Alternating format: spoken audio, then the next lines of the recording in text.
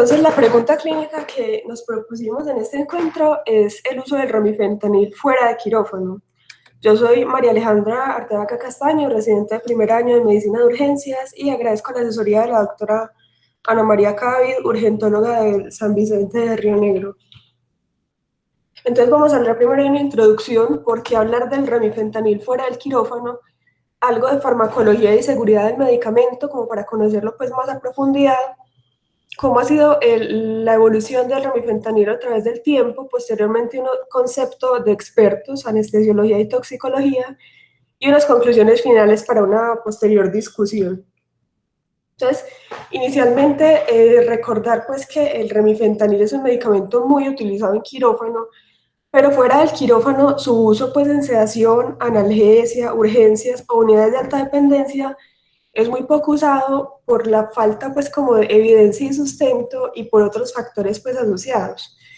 Entonces, nuestra pregunta es, ¿será que realmente el remifentanil es un opioide para todos y podemos usarlo en un contexto diferente a anestesia en quirófano?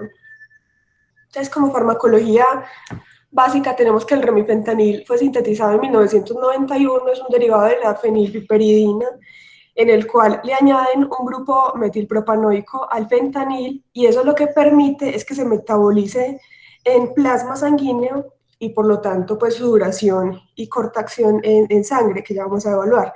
Y esos metabolitos que se generan no tienen actividad farmacológica. Su eliminación es 90% por orina y es poco liposoluble, por lo cual no va a tener pues recirculación por este medio. Su potencia analgésica es similar al fentanil, muy importante. Su inicio de acción de 30 a 60 segundos con un pico máximo en 3 a 5 minutos y dura aproximadamente 5 a 10 minutos, aunque esto es variable. Independiente de la función renal o hepática, la semivida máxima es de 10 minutos y no requiere ajuste según estas funciones. Su vida media, como habíamos dicho, 8 a 10 minutos, pero hay contextos en los que los pacientes son mayores metabolizadores y tienen una duración de más o menos 3 a 4 minutos. En los pacientes con obesidad necesitamos mayor dosis, pero como ya habíamos hablado, no es por la liposolubilidad, porque es poco liposoluble, sino porque sus pacientes lo metabolizan más y por lo tanto requieren una dosis mayor. Según la edad, el bolo inicial no cambia, que ahora vamos a ver la dosis del bolo inicial, pero las dosis de mantenimiento sí deben reducirse en pacientes mayores de 65 años hasta en un 50% para evitar los efectos secundarios del medicamento. Como efectos tenemos entonces que no hay cambios en sistema nervioso central ni en flujo sanguíneo cerebral, pero este medicamento puede causar bradicardia, hipotensión, que se relacionan mucho con la dosis que usted utilice y tienen muy buena respuesta a la atropina. E igual que en otros medicamentos usados para sedación o analgesia, se requiere personal entrenado en vía aérea en caso de requerir intervención. Sin embargo, por su vida media, que ya habíamos hablado, responde muy bien a la ventilación sin requerir pues intubación orotraqueal y a la naloxona en caso de ser necesario. Igual que el fentanil, existe el riesgo de tórax leñoso, que también está descrito, que es según la dosis que usted utilice, y otros eventos adversos pues incluyen náuseas, emesis, pero como tiene un efecto muy corto, son casi que de resolución espontánea, pues no requieren medicación adicional. Respecto a la dilución, tenemos estos 3 viales de 1 miligramo, 2 miligramos y 5 miligramos que requieren reconstitución. Se administra en infusión continua intravenosa, contiene glicina este medicamento, entonces no puede ser administrado intratecal o epidural, y cuando usted lo reconstituye es estable hasta por 24 horas la infusión. En general se diluye en 1 mililitro de agua estéril, pero acá hay que hacer la aclaración que es muy importante que se tenga estandarizado en donde se vaya a utilizar, qué dilución usted va a utilizar, porque precisamente estas diluciones y esa mala comunicación de pronto en, bueno, cuánto le vamos a poner, tantos cc o tantos miligramos, según la dilución que usted tenga, podría aumentarle pues los efectos adversos que usted tenga de su paciente. Hay unas indicaciones claras, la principal pues la analgesia durante la inducción y mantenimiento de la anestesia, muy utilizado por anestesiólogos. También se puede utilizar en el posoperatorio inmediato como medida analgésica, analgesia en parto o en cuidados intensivos, y en pediatría pues también está indicado en ventilación mecánica en los niños. La dosificación tenemos que para inducción es de 1 microgramo por kilo en 30 a 60 segundos se pasa. Si usted lo pasa más rápido, tiene más riesgo de tórax leñoso o de eventos adversos. Y luego usted continúa a 0,5 microgramos kilo minuto, pero el mantenimiento es de 0,01 a 2 microgramos kilo minuto, idealmente tirando hacia la dosis más baja y usted evaluando la respuesta de su paciente. En el paciente con dolor posoperatorio se utiliza una dosis de 0,01 a 0,3 microgramos kilo minuto. Y digamos que el evento más temido con este medicamento es la depresión respiratoria, que el paciente haga apnea, pero tenemos pues dos cosas importantes. Una es que por su corto efecto pues y su duración tan corta, usted suspende el medicamento y si usted logra ventilar y oxigenar a su paciente, que es lo principal en una depresión respiratoria, usted puede rápidamente, en máximo 10 minutos, tener nuevamente respiración espontánea, ventilación espontánea de su paciente. O en caso de que usted considere pues, que lo requiere, podría utilizar naloxona. Y tenemos acá otro concepto importante, y es que igual que hablamos de analgesia multimodal, se habla de anestesia multimodal. En este caso, el remifentanil es muy utilizado, por ejemplo, en quirófano, porque si usted utiliza, por ejemplo, remifentanil, propofol, lidocaína, otros medicamentos diversos con acciones diferentes, usted puede lograr disminuir la dosis de todos. Entonces, por ejemplo, la concentración alveolar mínima, que es esa concentración que tenemos con anestésicos inhalados, en los cuales usted requiere una dosis estándar para alcanzar el 50% de los pacientes, una sedación adecuada, usted podría reducir esa MAC en más o menos 60-90% con el uso de remifentanil. Y además, si usted lo asocia con propofol, se reduce hasta 2/3 la dosis que usted está utilizando de propofol por utilizar esta anestesia multimodal. Tenemos como desventajas pues que hay que reconstituirlo y eso pues constituye una desventaja importante, especialmente en nuestro contexto, porque además el personal no está tan entrenado como el personal en quirófano, requiere infusión continua, la suspensión abrupta es una de las cosas pues complejas porque va a perder el paciente la analgesia rápidamente y podría tener además una abstinencia importante. El manejo del medicamento debe ser por equipo pues entrenado y sabemos que en urgencias, en unidades de alta dependencia, en procedimientos de sedación, como no es común su uso, tampoco es frecuente que se sepa las diluciones, que se sepa cómo utilizar, que se sepa qué hacer en ciertos casos. Y además tenemos que el costo es hasta 10 veces mayor. Por acá están señalados, solo yo señalo el punterito, bueno. Por acá están señalados los medicamentos que tenemos ahorita disponibles, por ejemplo, en León 13 utilizamos este fentanil, este remifentanil, y el costo pues lo supera de forma pues muy importante.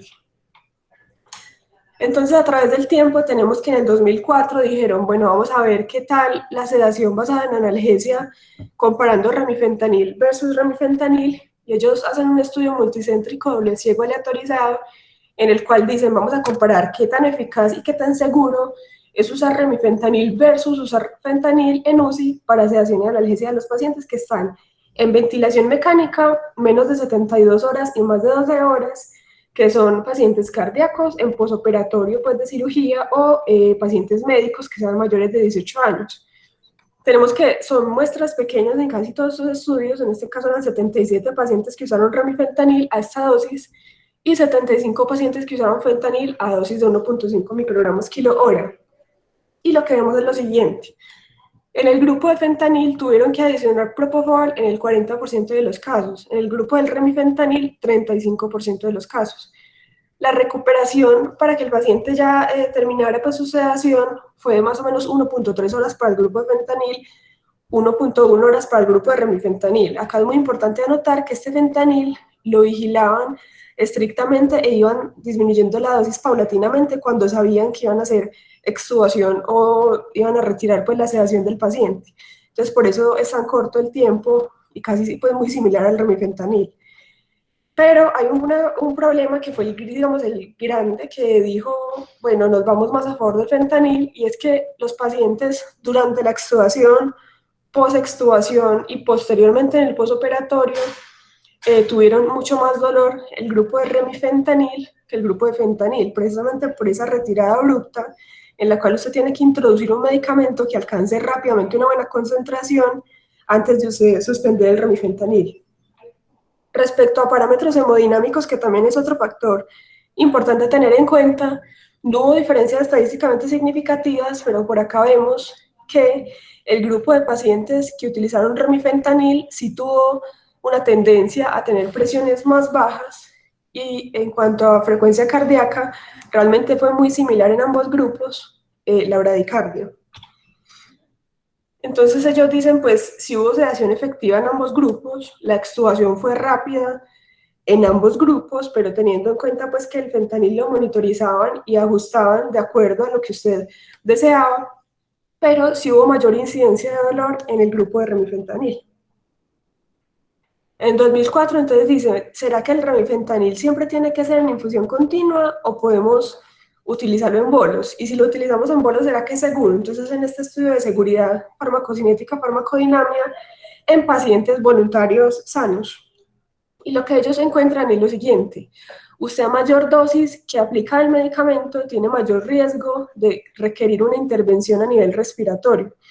Pero a mayor edad del paciente, miren que este grupo de jóvenes, por ejemplo, con 25 microgramos, tuvo una baja incidencia de intervención respiratoria, pero este grupo de ancianos, ya con estas dosis más bajas, requiere intervención. Entonces acá es donde dicen, sí, los pacientes mayores requieren una dosis menor de mantenimiento del remifentanil.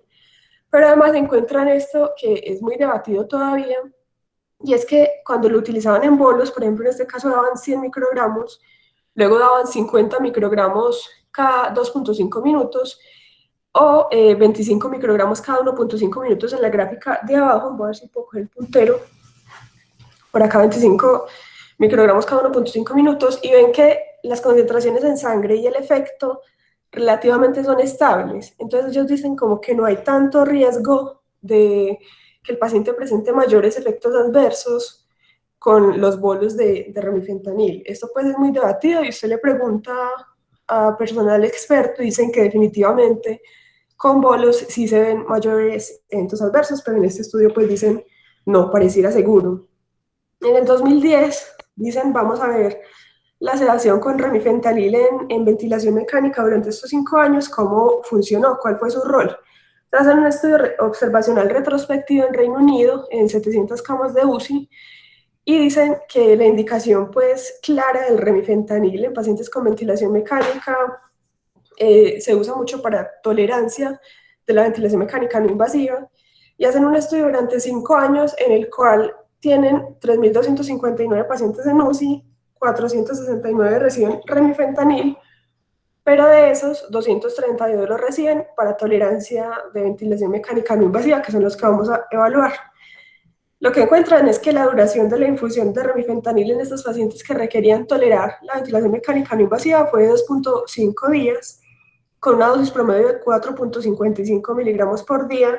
Por acá vemos que el máximo número de días fue hasta 10, que los pacientes requirieron el uso de este medicamento para tolerancia a ventilación mecánica no invasiva.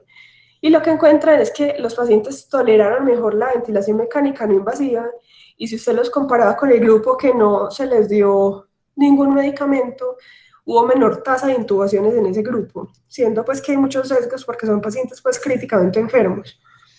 Y ellos hacen una anotación que me parece importante, y es que en trauma encefalocraneano podría ser de mucha utilidad en el paciente que está, por ejemplo, intubado, porque tiene una utilidad pronóstica. Si usted define, requiero evaluar el estado neurológico de mi paciente, usted puede suspender el medicamento y en máximo 10 minutos usted tiene un paciente que ya no tiene sedación ni analgesia, y usted podría evaluar rápidamente su estado neurológico, diferente a otros medicamentos como el fentanil, en el cual no tenemos un control adecuado de cuándo podemos evaluar ese pronóstico del paciente neurológico. En 2011 comparan nuevamente fentanil versus remifentanil en cuidados intensivos para sedación y analgesia. Entonces ellos dicen, vamos a evaluar cuál es la calidad de la sedanalgesia y cuáles son los desenlaces en regímenes con midazolam fentanil versus midazolam remifentanil. Hacen un ensayo clínico prospectivo aleatorizado, muy pocos pacientes, solo 34 en un hospital de Estambul por 9 meses. Pero lo que les quería mostrar acá es lo siguiente. Respecto a presión arterial media, tenemos que Los cambios no son realmente muy significativos en el grupo de fentanil versus remifentanil, siendo que en las primeras horas el grupo de fentanil sí tendió a tener una presión arterial media menor. Y respecto a frecuencia cardíaca, ambos grupos también se mantuvieron muy estables, pero en las primeras 6 horas el grupo de remifentanil sí tendía a tener una frecuencia cardíaca mucho menor, siendo que ninguna de esas fue menor a 75 latidos por minuto, aunque es un grupo muy pequeño. Cuando evalúan la dosis total analgésica de estos pacientes, ven que realmente no hay diferencias estadísticamente significativas en ambos grupos, y cuando evalúan la dosis total que requirieron de midazolam, el grupo de fentanil versus remifentanil, tampoco hubo diferencias estadísticamente significativas de los días 1 a los días 4. Evalúan el tiempo del paciente hasta que logró sedación, el tiempo de ventilación mecánica y el tiempo al alta en UCI, y tampoco hubo diferencias importantes, siendo que acá pues hay una diferencia un poquito relevante, pero pues es una tendencia, no es estadísticamente significativa, a que el fentanil, los pacientes con fentanil tuvieron mayor tiempo en UCI hasta el alta. Entonces ellos dicen, con el remifentanil se alcanzó analgesia más rápido y más potente, ¿cierto? Y hubo menor tiempo hasta el egreso de UCI, pero no fue significativo, pero sí hubo mayor bradicardia en las primeras 6 horas. No evalúan otros efectos, pues como por ejemplo depresión respiratoria o demás, pero realmente ven que la diferencia pues fentanil versus remifentanil es muy similar a ambos medicamentos bien usados. En 2017 evalúan el remifentanil para sedación durante procedimientos, una revisión sistemática para evaluar qué tal durante procedimientos, y ven que del 46 al 2015 van a evaluar los desenlaces de efectividad de sedación y analgesia, tiempo de recuperación, seguridad del paciente y manejo de recursos. Encuentran 10 estudios en total, después de un análisis pues, y unos criterios de exclusión, de los cuales dicen definitivamente todos son muy variables, entonces los resultados van a tender al sesgo, pues, pero encuentran que se usó para procedimientos como punción lumbar, cardioversión, manipulación ortopédica, incisiones y drenajes, toracostomía o taponamiento nasal. Encuentran además que las dosis y protocolos de usos en diferentes pues, lugares y en los diferentes estudios fue muy diversa.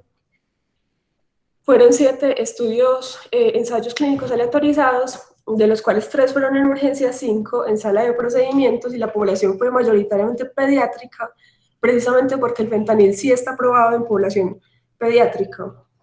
Entonces, respecto a la efectividad de la sedación y analgesia, encuentran una receta en urgencias en el cual 40 adultos le hacen reducción de hombro, comparan remifentanil propofol versus midazolam morfina y comparan satisfacción. Le preguntan a los médicos y al paciente cuál fue la satisfacción con el procedimiento, y ambos grupos tuvieron igual satisfacción. Cuando comparan en este RCT para cardioversión, 63 adultos le dan fentanil, son 63 adultos en total, de los cuales les dieron fentanil propofol versus remifentanil propofol a la mitad de pacientes, y evalúan el éxito del procedimiento, que fue igual, y la sedación y analgesia, que también fue igual.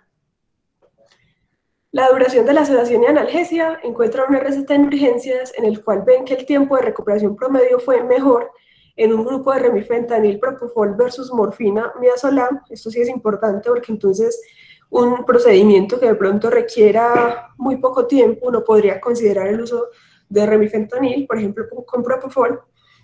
Y en este RCT para cardioversión con 63 adultos, que es el que habíamos evaluado, vieron que el tiempo para sedación fue igual, pero para recuperación sí fue mejor en el grupo de remifentanil propofol versus fentanil propofol. No una gran diferencia, pero pues realmente es porque las dosis de fentanil eran muy bajas, eran dosis pues analgésicas. Y con seguridad del paciente, que es algo que nos importa mucho, si vamos a utilizar el remifentanil fuera de quirófano, encuentran este ensayo en el cual 175 niños fueron expuestos a remifentanil versus fentanil propofol, y encuentran que hubo más depresión respiratoria en el grupo de remifentanil. No hubo cambios significativos en frecuencia cardíaca y presión arterial, sin inestabilidad hemodinámica. No hubo casos de intubación, que esto es muy importante porque sí hubo depresión respiratoria, pero se podía manejar con ventilación con adecuada oxigenación, y rápidamente por el tiempo de vida de este medicamento salían los pacientes pues a ventilación espontánea. Tampoco hubo casos de mesis, regurgitación o sobresedación. Entonces ellos dicen al final de toda esta revisión sistemática que hay muy poca evidencia de buena calidad en urgencias que no soporte el uso de remifentanil fuera de quirófano, que no hay reportes de depresión respiratoria en adultos, sí en niños, esto con una adecuada dosificación del medicamento, puede generar el remifentanil una buena calidad de sedación y de la analgesia de los pacientes, pero hay que usarlo con precaución en urgencias por los efectos pues, que podrían generarse. Cuando comparan en el 2020 estos dos grupos de midazolam fentanil versus propofol fentanil postoperatorio con ventilación mecánica, vemos lo siguiente. Ellos dicen, vamos a comparar entre estos dos grupos, estos dos regímenes, el tiempo desde que usted retira el medicamento hasta que logra despertar al paciente, hasta que logra extubarlo. Entonces, un estudio observacional de pacientes pediátricos que estaban en posoperatorio electivo y requirieron analgesia y ventilación mecánica menor a 72 horas. El grupo A es este grupo de propofol remifentanil, el grupo B es de midazolam fentanil, y este grupo fue retrospectivo, este grupo fue prospectivo, precisamente porque no es tan utilizado. 82 pacientes se evalúan. Y lo que encuentran es que hubo dos cosas significativas y fue el tiempo a despertar tras retirar la medicación y el tiempo de extubación posterior a retirar la medicación fue mucho mejor en el grupo de propofol remifentanil que en el grupo de midazolam fentanil. No así efectos adversos, no hubo diferencias, hiperlactatemia no hubo diferencias, necesidad de dosis de rescates tampoco hubo diferencias, únicamente el tiempo posterior a que usted retira el medicamento y logra despertar o extubar a su paciente. Por acá vemos entonces el tiempo transcurrido desde el cese de la analgesia y el despertar, significativamente mejor en el grupo de propofol remifentanil que en el grupo de midazolam fentanil, y el tiempo hasta la extubación también con la misma tendencia. Entonces ellos dicen, en el grupo de propofol remifentanil hubo un tiempo promedio significativamente menor para despertar, para extubar a su paciente, para retirar la ventilación mecánica. En el grupo de midazolam fentanil hubo una tendencia a mayor depresión respiratoria y los eventos adversos fueron similares. Por acá este estudio es del 2021, es un protocolo, todavía no ha salido, pero quería mostrárselo, se llama el RemiCrush, y ellos dicen, vamos a comparar si usted no da relajantes neuromusculares a su paciente que va a hacer secuencia rápida de intubación, y en cambio de eso usa remifentanil. Esto ya está aprobado por un comité de ética, aunque es muy extraño porque usted le pregunta a algunos anestesiólogos y dicen, la relajación pues ya tiene una evidencia muy importante en que mejora el primer intento de intubación, entonces no debería cambiarse pues por un opioide porque no tiene pues mucho sentido, pero igual el estudio pues está en proceso y probablemente nos sorprenda pues el resultado. Eso todavía no está, pero vamos a evaluarlo posteriormente. Entonces dijimos, bueno, después de todo esto queda como muy a criterio del tratante qué vamos a hacer, si lo vamos a utilizar o no lo vamos a utilizar y qué consideraciones vamos a tener. Entonces le preguntamos a un anestesiólogo y a un toxicólogo qué pensaban. El anestesiólogo nos dice, le preguntamos, ¿considera apropiado y seguro el uso del remifentanil en un ambiente diferente a quirófano? Y nos dice que se puede utilizar y es seguro, pero lo más importante es que quien lo utilice tenga conocimiento de farmacología, dosificación, posibles efectos adversos, manejo de las complicaciones más comunes del medicamento. Se debe tener a la mano todos los elementos para resolver en caso de apnea o tórax leñoso. Y se puede utilizar, pero en manos experimentadas. El problema es que es raro su uso por personal no anestesiólogo. Hay que seleccionar además bien a los pacientes por la bradicardia que genera especialmente en personas mayores. Es muy buen medicamento por la vida media tan corta, por lo que hay menos efectos adversos respecto a otros opioides, y es útil en pacientes con otras comorbilidades por su fácil metabolismo y que no requiere pues hígado o riñón. Es muy buen medicamento, es una maravilla, dice el doctor Sergio Molina, anestesiólogo. Le preguntamos a una toxicóloga y ella nos dice que el REMI tiene indicación para anestesia, no como agente único por su vida media tan corta, y tiene unas indicaciones off-label para pacientes adultos sedados, pero para niños sí está aprobado para mantenimiento en ventilación mecánica. La ventaja es que podría ser muy útil por fuera de anestesia para sedaciones cortas, que uno no anticipe que el paciente vaya a tener abstinencia, que no requiere ajuste renal ni hepático como otros medicamentos, pero la desventaja es que la vida media es tan ultra corta que tiene altísimo potencial de adicción. Entonces ella dice, se debería usar entonces en pacientes sedados, el paciente despierto va a sentir el efecto mu tan potente y pues su potencial adicción. Para bolos no lo recomendaría precisamente porque es ultra corto, ultra potente. Por fuera de la UCI, para manejo del dolor no, porque así como actúa rápido y genera mucha dependencia, el efecto termina rápidamente. Es más, hay que tener mucho cuidado en el intraoperatorio porque si se cierra la infusión o se acaba, en 5 minutos el paciente ya está muerto del dolor o está desencadenando una abstinencia. Sería entonces apropiado su uso para mantener pacientes adultos con sedación o ventilación mecánica o que tengan dolor, niños en ventilación mecánica. Si no tenemos otra cosa para infusión de analgesia a un paciente, entonces se la ponemos, pero tener en cuenta que cuando se cierre ya debe existir un efecto de otro opioide, es decir, mucho antes de cerrarlo que ya exista un opioide con efecto analgésico activo. Hay que tener cuidado porque es uno de los que más efecto de depresión respiratoria tiene, la doctora Juliana Quintero. Entonces, como conclusiones tenemos pues que el remifentanil podría ser utilizado de forma segura fuera del quirófano, pero por personal capacitado, tener siempre monitoreo continuo de los pacientes y vigilar eventos adversos, principalmente respiratorio y cardiovascular, tener siempre a la mano equipo para resolver un episodio, por ejemplo, de apnea que pueda tener el paciente, tórax leñoso o que presente bradicardia o hipotensión en pacientes que no lo deseamos así. Entonces podría utilizarse en sedación en pacientes con ventilación mecánica o en UCI, como analgesia queda ahí el interrogante de si usted lo utilizaría, y la sedación grado 1 y 2 también, si usted considera utilizarlo con todas las precauciones pues que hemos comentado.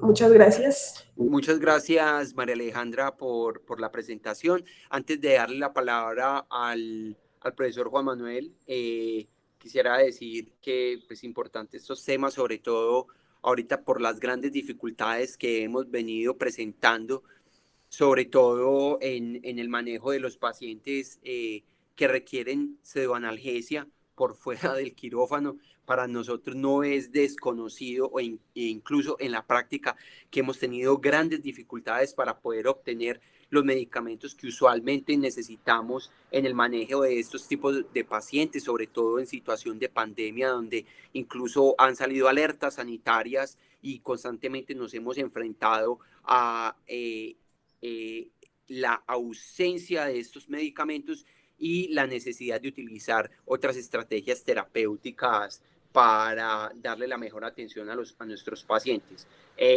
Adelante, profesor Juan Manuel. Buenos días, muchas gracias. Aleja, felicitaciones, me gustó mucho la charla, me encantó el toque de traer opiniones de expertos, me parece que a veces nos centramos mucho en la evidencia y muchas veces en evidencia de baja calidad y olvidamos que hay gente que ya ha revisado todo eso y nos puede dar opiniones muy, muy importantes y me gustó mucho ese detalle.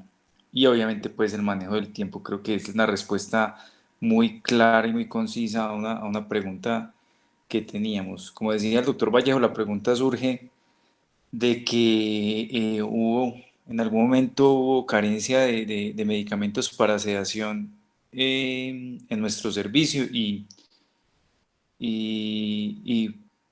en algún momento pensé en pedir remifentanil para usarlo en los pacientes que teníamos incluso intubados, y la respuesta que nos dieron es que es un medicamento de uso exclusivo del quirófano. Para mí eso no tenía ningún sentido, porque pues, es el mismo hospital, son los mismos pacientes, es básicamente unas condiciones muy similares. Entonces quisimos pues como saber por qué era de uso exclusivo del quirófano. Yo quisiera saber si vos después de toda esta revisión que hiciste, ¿crees que es un medicamento inseguro para usarlo en el contexto del paciente que no vas a intubar, sino que vas a tener, por ejemplo, en ventilación mecánica no invasiva o para una sedación corta? ¿Crees que es un medicamento seguro? Hablamos de adultos, pues, que ya nos mostraste que en niños de pronto hay un poquito más de dificultad. o si crees que no deberíamos usarlo, o sea, definitivamente no deberíamos usarlo para este tipo de sedaciones. Profe, yo pienso que esos pacientes que están así con, por ejemplo, ventilación mecánica no invasiva y que requieren tolerancia, son pacientes que están en vigilancia continua por personal de enfermería y nosotros. Entonces son pacientes que se beneficiarían del uso de remifentanil bajo vigilancia y adecuada dosificación. Yo pienso que si usted compara y usted dice, bueno, ay, me pasé en dosis del remifentanil, es mucho más seguro pasarse en dosis del remifentanil, por decirlo así, pues, que del fentanil, porque entonces usted con el fentanil tiene una hora de sobredosificación en la cual usted tiene que o mantener la ventilación y oxigenación de su paciente o revertir el medicamento por una hora. Si usted con remifentanil tuviera una sobredosificación, usted rápidamente podría resolverlo con suspensión del medicamento y tras máximo 10 minutos, usted mantener la oxigenación y ventilación de su paciente, el paciente va a recuperarse. Entonces realmente hasta me parece muy seguro. Obviamente a dosis pues adecuadas, utilizar una dosis baja e ir titulando según el paciente, según la respuesta que usted evalúe. A mí me parece que puede ser muy seguro de utilizar, pero tenemos que conocer pues muy bien la dosificación. Yo creo que la clave es lo que acabaste de decir, y es que uno tiene que conocer muy bien los medicamentos que está usando. Incluso nosotros utilizamos medicamentos en infusión continua para la sedación de pacientes de ventilación mecánica no invasiva y en otras condiciones. Por ejemplo, últimamente utilizamos mucho la dexmedetomidina, sin desconocer, por ejemplo, que la dexmedetomidina puede producir mucha hipotensión y mucha bradicardia. Por eso nosotros tenemos esos pacientes todo el tiempo monitorizados y estamos todo el tiempo pendientes de ellos. O sea, obviamente tienen que existir las condiciones, pero no podemos desconocer que tenemos servicios donde podemos tener esas condiciones. El de nosotros es uno de esos servicios. Con respecto al precio, yo me puse a hacer el cálculo del precio del remifentanil versus el fentanil, por ejemplo, pasé a un paciente intubado y realmente se duplica el precio simplemente. O sea, si vamos a hablar de que con fentanil lo vamos a mantener intubado 24 horas a una dosis de 100 microgramos hora, nos va a costar más o menos 35.000 pesos y con el remifentanil nos va a costar más o menos 70.000 pesos. Entonces, realmente creo que el sobrecosto no es tan importante. Y tomando en cuenta pues la escasez de medicamentos que nosotros hemos tenido y todas las ventajas que nos dijiste con respecto al remifentanil, también estoy de acuerdo. En el paciente neurológico, por ejemplo, los gringos hablan mucho del uso de medicamentos de ultracorta acción como el propofol para poder estar evaluando el estado neurológico constantemente, y el remifentanil nos daría también esa ventaja. Yo creo que tenemos que quitarnos esas cadenas mentales que nos han impuesto algunas escuelas y en algunas núcleos que nos dicen no podemos, y yo lo que creo que tenemos que hacer es aprendamos a usarlo bien, aprendamos a usarlo en el contexto adecuado, y de ese modo yo creo que podemos beneficiar a los pacientes. Alejandro, muchas gracias y me disculpan que me haya alargado pues como con mi intervención. No, gracias a usted, profe. Ana, tienes la mano levantada, Anita. Sí, la doctora Ana María, adelante. Muchísimas Ahora su gracias. micrófono. Sí, muy buenos días. Es un placer volverlos a ver. Felicito a María Alejandra, realmente llevó muy bien la presentación, hizo una investigación muy adecuada como para el contexto que nosotros manejamos, y de acuerdo con apreciaciones que hizo Juan Manuel, la sesión específicamente de la opinión de expertos es bastante importante para nuestro ámbito en el cual no tenemos tanta evidencia. Quería adicionar a lo que ya se ha dicho, que por lo menos en San Vicente nos vimos en la necesidad de utilizar remifentanil en los pacientes intubados en la unidad de cuidados intensivos, y tuvimos muy buenos resultados en cuanto a sedación y no vimos mayores efectos adversos. Obviamente es simplemente una apreciación del día a día sin que se haya llevado como tal un estudio, pero esa es la única forma en que nosotros vamos a poder ganar experiencia, tanto el personal de enfermería, que es el que maneja las diluciones, la programación de las bombas, como es del personal médico, pues la única forma realmente es haciendo. Si no, pues nunca vamos a tener la experiencia. Infortunadamente se nos acabó muy rápido el remifentanil, solo tuvimos la posibilidad de utilizarlo como una semana, porque finalmente estamos teniendo desabastecimiento de casi todos los medicamentos que nos sirven para la pseudoanalgesia. Pero creo que esta es una entrada que vamos a tener para nuestra especialidad en algunos momentos cuando veamos nuevamente la necesidad de utilizarlo, pues yo creo que hay que hablar con nuestras instituciones para que se nos permita usarlo. Nosotros somos personal experto en manejar vía aérea en caso de que se requiera y podemos tener conocimiento de los medicamentos, especialmente pues del remifentanil que estamos hablando en el momento, y si conocemos cómo utilizarlo y los eventos adversos, creo que somos personal que de verdad puede utilizarlo. Doctor Carlos Mario, ¿iba usted a intervenir? No, Anita, ¿tú me puedes aclarar o tenemos algún estudio de análisis económico del uso de remifentanil en nuestro medio? O sea, que nos diga claramente cuánto representa si decidiéramos cambiar a un uso mucho más frecuente, no generado por la pandemia. Profe, me pregunta a mí, ¿cierto? Sí, claro. Bueno, digo, ¿Verdad? listo. Profe, no tenemos un estudio acá en nuestro medio. Sin embargo, le iba a mostrar, hay una parte en la que evaluamos pues la dosis que se lleva al día del fentanil versus remifentanil. Entonces, si uno compara las ampollas, sí daría más o menos lo que habló el doctor Juan Manuel, más o menos se duplica, se triplica el precio. Y va a depender mucho, obviamente, del consumo pues del medicamento, porque sabemos que hay personas pues que se van a llevar 2 microgramos de fentanil, por ejemplo, kilo hora, mientras que hay personas que se llevan la mitad. Pero si comparamos en promedio lo que evaluamos, más o menos duplica, triplica el precio. Yo quería hacer la pregunta más enfocado, Juanma y María, como tratando de ver el otro lado. Normalmente en sedación y analgesia utilizamos dosis de fentanil que son mucho menores a las utilizadas para procedimientos de sedación más profunda. Muchas veces las dosis que utilizamos de fentanil son básicamente de analgesia y nos permiten obtener un buen rendimiento en los procedimientos, ¿cierto?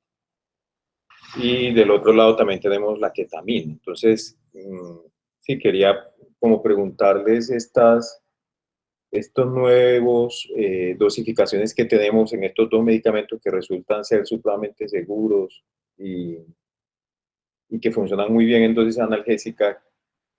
El punto de vista que quería escucharles, ¿qué nos ofrecería el REMI frente a un buen uso de estos dos medicamentos anteriormente mencionados?